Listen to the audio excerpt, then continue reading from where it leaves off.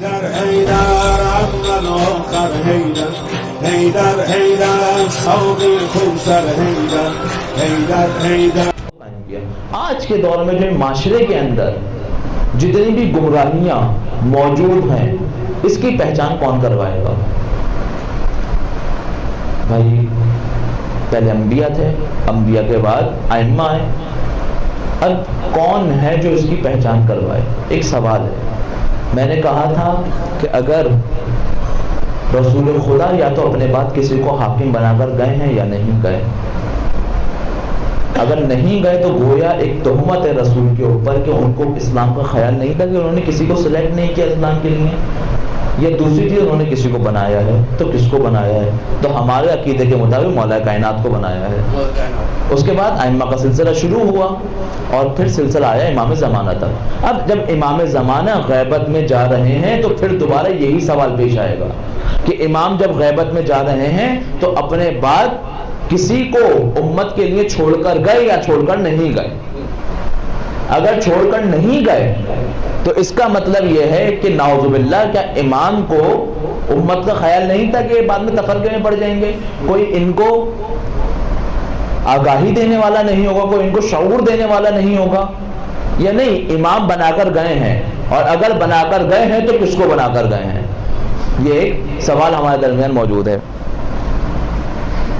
امام اپنے بعد کس کو چھوڑ کر گئے ہیں کہ جو معاشرے کے شعور کو بلند کرے؟ امام اپنے بعد کس کو چھوڑ کر گئے ہیں جو اس ظلم کی ہمیں نشاندہی کروائے؟ امام اپنے بعد کن لوگوں کو ہمارے اوپر چھوڑ کر گئے ہیں کہ اگر چاہو کہ اپنے وقت کے امام سے کوئی حکم لینا چاہو تو ان لوگوں سے رجوع کرو؟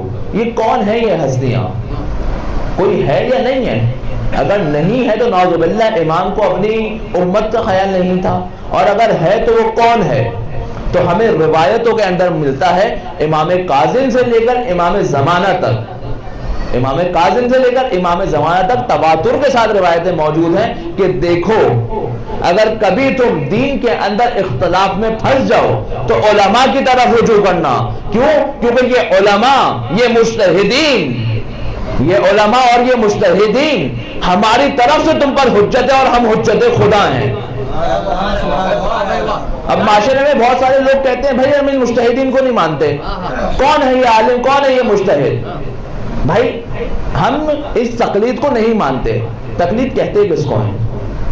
تقلید کہتے ہیں پیروی کرنے کو۔ آپ مریض ہوئے، اب آپ گئے ڈاکٹر کے پاس، ڈاکٹر نے آپ کو نسخہ لکھ کے دیا میڈیکل کی، اس کے اندر کچھ دوائیاں لکھ کے دیں، اب آپ کہیں میں اس کی بات نہیں مانوں گا۔ بھائی کیوں نہیں مانو گے؟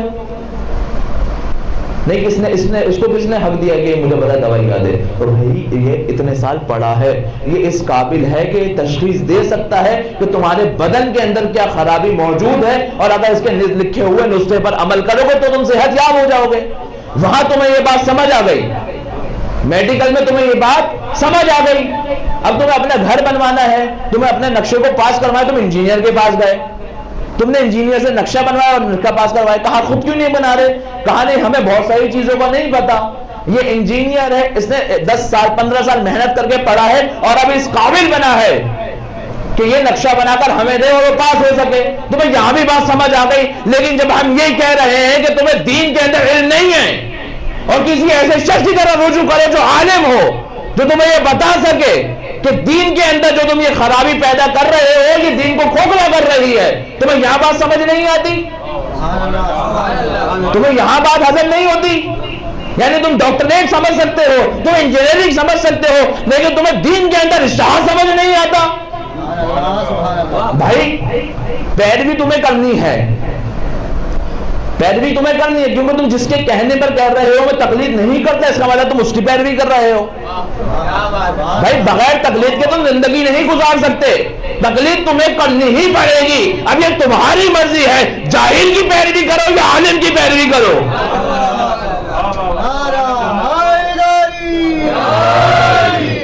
نعرہ تکبیر، اللہ اکبر، نعرہ رسالت، یا رسول اللہ، نعرہ حیدری، امام زمانہ بلند صلوات، اللہم صلی علی محمد۔ ہمارا کام ہے علی کے نام لینے کا، اور علی کا کام ہے گرتے کو تھام لینے کا۔ نعرہ تکبیر، اللہ اکبر، نعرہ رسالت، یا رسول اللہ، نعرہ حیدری، یا امام زمانہ بلند صلوات، حسینیت زندہ باد، حسینیت زندہ باد، یزیدیت مردہ باد، یزیدیت مردہ باد، امام زمانہ بلند صلوات۔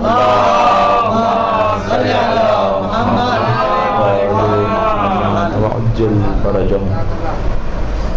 تمہیں اتنی سی بات سمجھ نہیں آتی؟ جب تمہارے جوتے میں، کس میں؟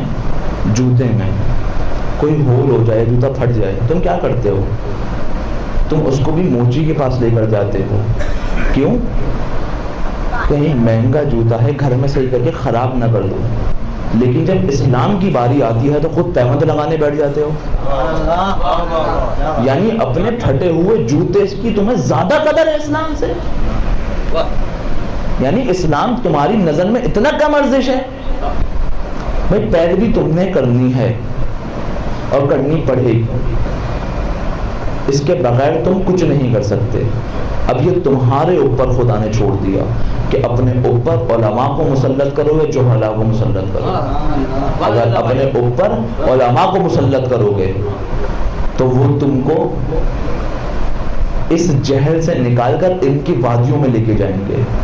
لیکن اگر تم اپنے اوپر ان جہلاء کو مسلط کر دو گے تو اس کا یہی نتیجہ نکلے گا کہ نہ تو تمہاری عزاداری باہدف ہو سکے گی، نہ تو تمہاری نماز باہدف ہو سکے گی، نہ تو تمہارا روزہ باہدف ہو سکے گی۔